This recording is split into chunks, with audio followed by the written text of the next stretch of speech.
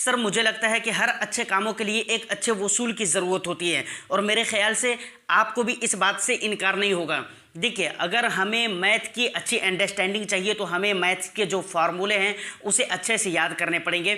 इसी तरीके से अगर इंग्लिश की अच्छी अंडरस्टैंडिंग चाहिए तो इंग्लिश की ग्रामर हमें याद करने पड़ेंगे। ये बात मैं इसलिए बोल रहा हूँ क्योंकि मुझे पता है कि हमारे जो व्यूवर्स हैं उनमें अच्छे खासे पढ़े लिखे एजुकेटेड लोग हैं। तो देखिए, हर काम के एक नियम होते हैं, हर काम के एक वसूल होते हैं।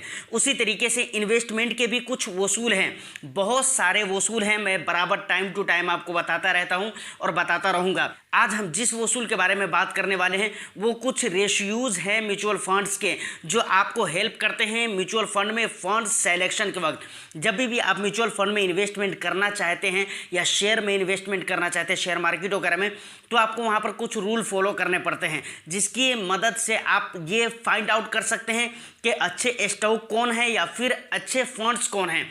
तो आज हम म्यूचुअल फंड्स में कुछ ऐसे रेशियोज की बात करने वाले हैं जो हर इन्वेस्टर को लाजमी तौर पे पता होना चाहिए, क्योंकि उनके बगैर उन्हें ये पता ही नहीं चलेगा कि जिस फंड का सिलेक्शन मैं कर रहा हूँ उसमें वैलेटिलिटी कितनी है, वो फंड किस हद तक के अच्छा है, कहाँ तक के वो हमें इम्प्रूव करके मतलब इम्प्रूवमेंट उसमें हमें देखने को मिल सकता है। इन सारी चीज़ों को जज करने के लिए रेशियोज़ का जानना सबसे ज़्यादा ज़रूरी है। बल्कि मैं ये कहता हूँ कि आपको जो है ना आधा से ज़्यादा हेल्प सिर्फ ये रेशियोज़ कर देंगे एक अच्छे फंड सेलेक्शन में। तो चलिए वीडियो को शुरू करते हैं, लेकिन उससे पहले एक गुजारिश कि वीडियो को लाइक कर दीजिए, ज़रूर कर दीजिए और शेयर कर दीजिए उन लोगों के पास जो लोग इस तरीके की वीडियो देखना पसंद करते हैं। और इंटरेस्टिंग कंटेंट के लिए आप चैनल को ज़रूर सब्सक्राइब कर लें। देखिए, 4 रेशियोज़ है, कई सारे हैं बट हम 4 जो मेन है ना उस मेन पे हम बात करेंगे। तो सबसे पहले हम बात करते हैं एक्सपेंस रेशियो के बारे में। एक्सपेंस रेशियो के बारे में जानना बहुत ही ज़रूरी है, क्योंकि हमें ये चीज़ पता होना चाहिए कि जितना मैं इन्वेस्टमेंट कर रहा हूँ वहाँ पर इन्वेस्टमेंट करने के लिए हमारे एक्सपेंस कितने आने वाले हैं, मतलब हमारे को खर्चा कितने लगने वाला है। अब एक्सपेंस रेशियो क्या होता है? जब भी किसी भी म्यूचुअल फंड में हम इन्वेस्टमेंट करते हैं तो एएमसी हमसे कुछ चार्ज के रूप में कुछ परसेंटेज में पैसे काट लेती है। उन पैसों का क्या करती है, वो उन पैसों को वो डिवाइड करके मतलब अलग अलग जगहों पे लगा देती है। मतलब कुछ तो चला जाता है एक्सपर्ट वगैरह को, उनकी भी सैलरी रहती है ना। हमारे पैसे को मैनेज करने के लिए फंड मैनेजर होते हैं, उनकी रिसर्च टीमें होती हैं। उसके अलावा एएमसी के और भी दूसरी ज़रूरियात होती है जिसको पूरा करने के लिए पैसे चाहिए, और वो हमारे लिए काम कर रही है एएमसी। और एएमसी के फंड मैनेजर उनकी टीमें, तो पैसे भी हमको ही देने हैं ना, उनकी फीसें। तो इस रूप में कुछ एक्सपेंस हमसे काट लिए जाते हैं। एक्सपेंस रेशियो अलग अलग फंड कैटेगरी के हिसाब से लिया जा सकता है, क्योंकि ये डिपेंड करता है किस कैटेगरी का वो फंड है, उसी तरीके से एक्सपेंस भी आपके ऊपर लागू हो जाएगा। देखिए, अगर मैं बात करूं एक्टिवली मैनेज्ड फंड की, तो वहाँ पर एक्सपेंस रेशियो ज़्यादा होता है। उसकी वजह यह होती है कि वहाँ पर फंड मैनेजर आपके पैसे को मैनेज करते हैं और उनके साथ में उनकी रिसर्च टीम होती है जो ये रिसर्च करती रहती है कि हमें मतलब इन्वेस्टमेंट कहाँ पर करना चाहिए। वहीं पर अगर पैसिवली मैनेज्ड फंड की अगर बात की जाए तो वहाँ पर एक्सपेंस रेशियो बहुत ही कम देखने को मिलता है। उसकी वजह यह होती है कि वहाँ पर कोई फंड मैनेजर नहीं होता, ना उनकी रिसर्च टीमें होती हैं। वो डायरेक्ट इस तरह के जो मतलब इंडेक्स फंड वगैरह जो होते हैं ना, वो किसी न किसी इंडेक्स को फॉलो कर रहे होते हैं, उसी के अकॉर्डिंग अपने फंड में एलोकेशन भी करते रहते हैं। वो समझ रहे कि नहीं? जैसे इंडेक्स फंड हो गया तो वो सेंसेक्स हो गया या निफ्टी 50 हो गया, किसी भी इंडेक्स को मतलब वो फॉलो करके अपना काम करता रहता है, तो वहाँ पर किसी की भी ज़रूरत नहीं रहती है, इसीलिए वहाँ पर एक्सपेंस भी बहुत कम लगता है। दूसरे नंबर पर जो रेशियो आता है वो आता है स्टैंडर्ड डिवीज़न। अब ये क्या होता है? देखिए, ये किसी भी फंड में ये दिखलाता है कि उस फंड में कितनी वैलेटिलिटी है, कितनी ज़्यादा स्टेबिलिटी है। मतलब जिस फंड का जितना ज़्यादा स्टैंडर्ड डिवीज़न होगा ना, उतनी ही ज़्यादा उस फंड में आपको नुकसान भी हो सकता है या फ़ायदा भी हो सकता है। मतलब दोनों होने के पहलू बराबर बराबर रहते हैं। समझ रहे कि नहीं? मान लीजिए एक ऐसा फंड है जिसका मतलब स्टैंडर्ड डिवीज़न है 15%। समझ रहे कि नहीं? 15 क्या है? उसका स्टैंडर्ड डिवीज़न है और उसका एवरेज रिटर्न है 20%। इसका अब क्या मतलब हुआ?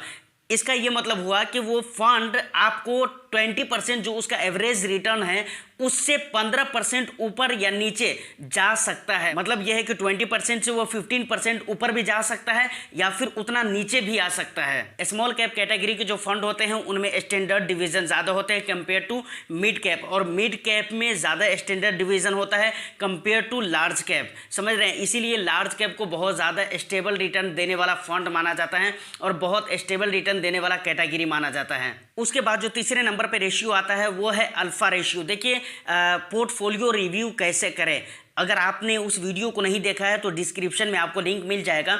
उस वीडियो में भी मैंने इस रेशियो के बारे में बोला हुआ था और ये बहुत ही इंपॉर्टेंट रेशियो है। उस वीडियो में मैंने कहा हुआ था कि अल्फा रेशियो वो रेशियो होते हैं जो हमें ये चीज़ बताता है कि कोई भी फंड अपने बेंचमार्क को बीट कर पा रहा है या बेंचमार्क कितना रिटर्न बना पा रहा है या नहीं बना पा रहा है।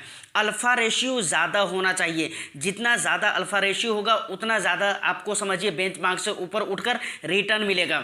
उस वीडियो में मैंने कहा हुआ था कि अगर किसी भी फंड का अल्फा रेशियो 6 है, 6 है, तो इसका ये मतलब हुआ कि वो अपने बेंचमार्क से 6% ज़्यादा रिटर्न्स बनाकर अपने इन्वेस्टर को दे रहा है। अगर आपने उस वीडियो को नहीं देखा है तो बहुत काम की वीडियो है, उस वीडियो को ज़रूर देखिए। हाँ लंबी ज़रूर है वीडियो, लेकिन मैं कहता हूँ कि एक एक मिनट आपका उसमें ख़राब नहीं होने वाला है, तो उस वीडियो को ज़रूर जाकर देखिए।